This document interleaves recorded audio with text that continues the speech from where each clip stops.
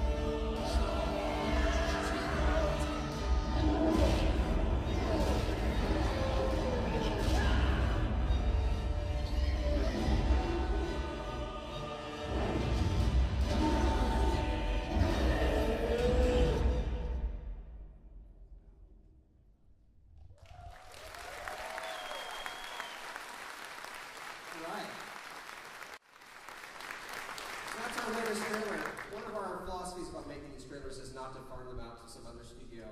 We want our trailers to look like the game, and so that's all gathered with in-game footage, cleverly edited and filmed by our cinematics team, who are awesome, but that's what the game looks like. So, without any further ado, we're going to get this panel started. We're going to talk about how PvE in Guild Wars 2 is a cooperative and social experience, and some other surprises. Hang out until the end because we do have some prizes that rhymes with car and t-shirt. You figure that out. But for now, let's introduce our panel. First off, we have, we did an internal poll at ArenaNet, most handsome game developer. And, thank you. But coming in second, Colin Johansson.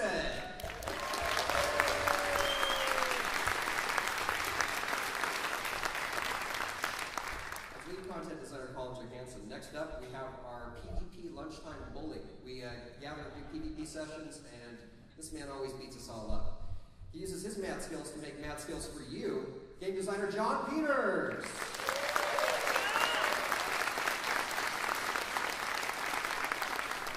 All right. Next up, a man who casts a long shadow in the role-playing game community. You might have read many of his D&D books back in the day, but now he's ours. The lore master, Jeff Grubb.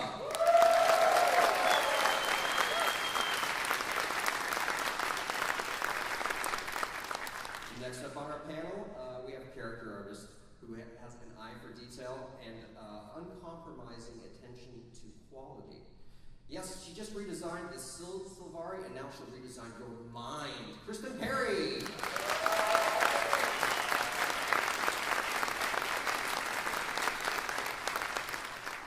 And finally, the unseen, unstoppable force that moves Guild Wars 2 forward until the date that we release it. We call him the Quiet Storm, Eric Flanham. I'm trying to get that nickname straight. I'll turn it over to these guys. Thanks, Dave. So we were here today to talk about cooperative gameplay in MMOs. And when we sat down to start working on developing Guild Wars 2, one of the first questions we asked about traditional MMOs is, we have millions of players coming into these game worlds together. Are we actually developing game mechanics that encourage these players to play together and build a community and play cooperatively? And the answer that we found is resoundingly in most areas, no, we aren't. If you take traditional quests in a traditional MMO, we've all had that experience where you get a quest and you go running off to an area and you start killing stuff, and another player runs up and they start killing things in the same area, and they're actually hampering your ability to complete the quest. They're stealing loot from you, and they're basically ruining your experience in this online game. And the thing is, we're building these games to bring all these players together into an online game space. Why are we actually making them be in conflict with one another? We should be building content types, and we should be building a game that actually encourages them to play together, work together, and be rewarded for it. So when we started out on Guild Wars 2, one of the first things we decided to do with our core content types in the game is that we were not going to have traditional quests in this game. We felt that we were capable of doing something more than that could build a sense of community and build a sense of cooperation and a bond between our players. So we decided to build our dynamic event system as our core content type for Guild Wars 2. And the way these dynamic events work is they are events that occur in the world, and they can be often part of large event chains. And the events actually occur for everyone. This content occurs for everyone, and it happens in a specific location. So for example, you may have a fort out in the middle of the brand. And this is an area that a dragon has breathed on and turned it into a branded area. And the Char build a fort on top of this to try to be able to defend this land and try to take it back from the dragon minions that have taken it over. And the first event in this dynamic event chain, this fort will be attacked by dragon minions, and players get the opportunity to defend it. And this event is available for everyone who is in the world and everyone who is in the map at that time. And this event actually dynamically scales, so the more players who show up to participate in the event, the more enemies the event sends at it, so that there's actually enough content for everyone to do regardless of the number of players that participate. Now, while you're participating in this event, you're actually earning participation towards the event. Every creature you help kill, even if you're not the one who deals the killing blow, you can actually work with other players, and everyone who's helping do things in the event is earning participation credit towards the event. And when the event ends, everyone who participated in the event is actually rewarded for it. This creates a sense of cooperation for the players and encourages them to play together instead of playing apart from one another. This content actually brings players together in our game world as opposed to pushing them apart from one another. And so what ends up happening is we've seen on the show floor, as we've seen on our own in-house usability testing, is as players start playing the game, they start running into each other in areas where events happen. And they start playing together, and they start building a sense of community and cooperation with one another. And then they start following each other and running around in the map together.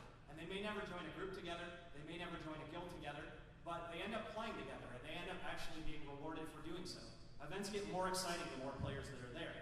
There's more content for everyone to do, and it doesn't actually harm your experience. You actually want to be around other players in our open world, as opposed to not having them around. Now, we've also carried this core concept over to our second type of content, which is our personal story. And the personal story is your character's story in our world. This is on par with what you would find in a fantastic single-player RPG. This is putting that RPG back into an MMORPG. And the idea is when you create your character, you fill out a biography, and that biography has you answering questions about who your character is in the world. Did you come from the city streets? Were you a commoner? Were you a noble? Were you a member of the Ash Legion, the Iron Legion, or the Blood Legion? And based on the choice that you make, that actually determines the storyline that your character is going to get to experience in the game. But rather than limit that storyline to just you can bring your friends along with you to participate and help you with your personal story. And you can go along with them and help them on their personal story. And the game actually dynamically scales the content in your personal story as well. So the more friends you bring with you, the more enemies they are, the harder the bosses are. Everything scales in difficulty, so it's an exactly balanced battle based on the number of people you bring with you. So you can always play with the people you want to play with. Another thing that we've done to help with this is we have a sidekicking system in Guild Wars 2 that basically allows you to, if John is level 70 and I'm level 2, John doesn't have to make a new character to come play with me. He can take his existing character, he can go to where I am in the world, and the game will actually sidekick him down to level 2 and let him play with me so he can play the character he wants to play, as opposed to being restricted and having to go back and make a new character. I think we've all had those moments playing an MMO where there's somebody who's making a new character, or there's a friend that you really want to play with and you can't do it, or you have to sacrifice what you really want to be doing to do that. And we've gotten rid of that in Guild Wars 2 with our sidekicking system. So you can always play with the people you want to play with, you're always rewarded for playing with other players, and the game makes it a system that actually encourages you to do so as opposed to make it a problem for wanting to play with other players. So the last thing, on a kind of high level from the content side that we've done, is we've actually set up the base rules for killing creatures to help build a sense of community as well. If I attack a creature and another player comes up and attacks that creature and helps me kill it, we both get experience for that creature, and we both get rolls on the loot table. So there is no kill stealing, there's no mob tagging. Other players in the area are actually helping you kill things faster, getting you rewarded faster, so you're rewarded for having other players around, as opposed to having the game discourage you from wanting them around. So that covers some of the high-level stuff. I'm going to turn it over to John, who's going to tell you